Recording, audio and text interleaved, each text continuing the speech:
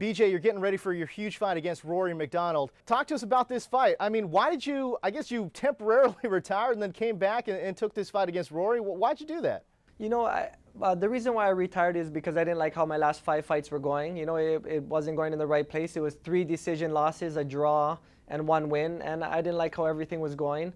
But, you know, I'm sitting at home, sitting on the couch, and I'm like, you know, what am I going to do? Sit here and wonder what could have happened in my 30s? Everybody keeps talking about me like I'm so old and so over the hill, but I'm only 33. And, you know, it's like, come on, let's do this. Let's ride this. Let's keep living the dream.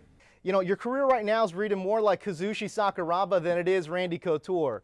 Kazushi was a guy who shined brilliantly for a few years. Randy Couture is a guy who, again, shined brilliantly, but is still considered a legendary fighter. How do you get to that Randy Couture career track?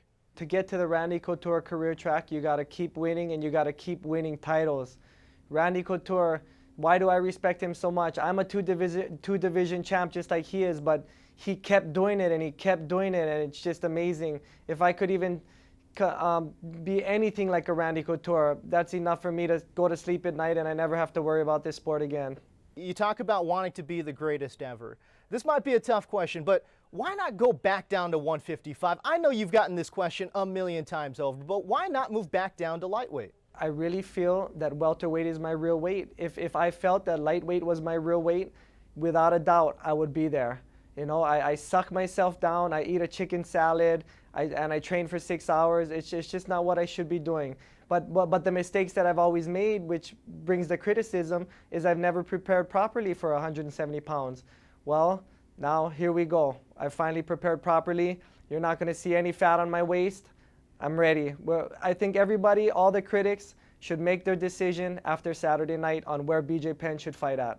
I know that's a question that you've gotten not only from, you know, your fans, but also even your bosses. I know Dana White has openly wondered, why doesn't this guy fight down at 155? Now, staying at 155 for just a second, can I be honest with you here? Yes, sir. I'm looking at this list of guys, the top guys at 155. Takanori Gomi, a rematch there. Gray Maynard, Ben Henderson, Anthony Pettis, Donald Cerrone. These are all guys, my God, if you got into the ring with these guys, it would be a great fight. Yes, I believe that. Those are all fights that would be a great fight. I don't know, something or somebody's telling me inside, you got to do this, you got to fight at 170. You can do it, and you got to do it. And when they say you can't, you must, and something keeps telling me this is the one for you, BJ. You know, this conversation reminds me, again, a lot about Kazushi Sakuraba, a guy who should have fought probably naturally at middleweight and was amazing there. But when he fought against bigger guys, light heavyweights, and even heavyweights, I mean, you fought Lyoto Machida, for goodness sakes. When Kazushi Sakuraba fought these bigger guys, he struggled. And we've kind of seen the same with your own career. 5 of your 8 losses have come against welterweights or bigger. Like we talked about before, if you go and look at my waist on all of those, I had crazy body fat and all these different things. I want to give it a good shot and prepare properly and see what I can do at 170. If I give it my best shot at 170, I come in on the good weight, then we can make our decision after that. All right, so you've also been a huge proponent of VADA, Voluntary Anti-Doping Association. Why is that a cause that you're so passionate about? I think with other sports, you know, steroids, they run rampant in professional sports. The ends justify the means. Everybody wants to make money. Everybody wants to put food on the table. But this sport is a little different. You know, you could really hurt somebody bad. You never know what could happen.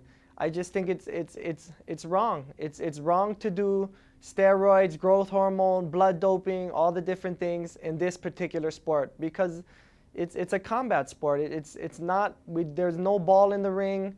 This is different. You know, I once had an anonymous fighter tell me that he thought that 90% of guys who enter the cage or enter the ring do some kind of performance-enhancing drug. Do you think that's a fair assessment? Where do you put that at? Of course it's a fair assessment.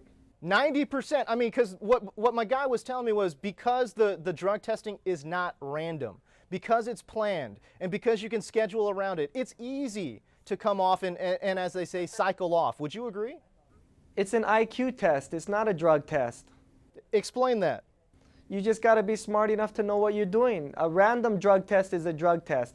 If you say that you're going to be drug tested in 2 months. It's an IQ test. You got to just be smart enough to get it out of your system. Let me ask you about Rory MacDonald here. Very, very tough fight. A really good fighter at 170. It kind of seems to me like it reads like young lion, old lion. I guess, what do you respect about Rory's game?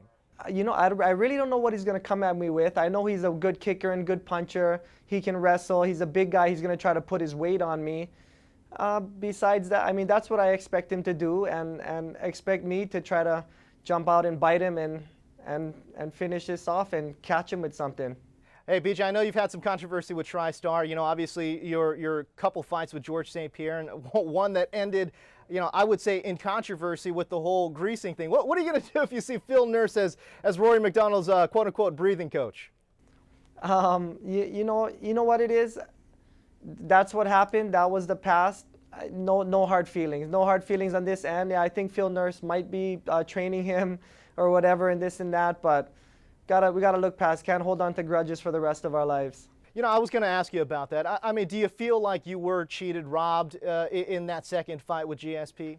I mean, did you see it? You saw what I saw. All right, well, there you go. So how do you see this fight playing out finally? And why should people tune in to Fox and watch your fight? Because BJ Penn is back, and this is going to be an exciting fight. No matter what, BJ Penn, win, lose, or draw, you know you're going to be glued to the TV watching. Former welterweight champ, former lightweight champ, BJ Penn. I can't even believe your fight's for free, man. Honestly, I'm really pumped up about it. I'm really excited about it. I'm really excited to see you get back in the ring with Rory MacDonald. Thank you for the time, BJ. Thank you very much, sir.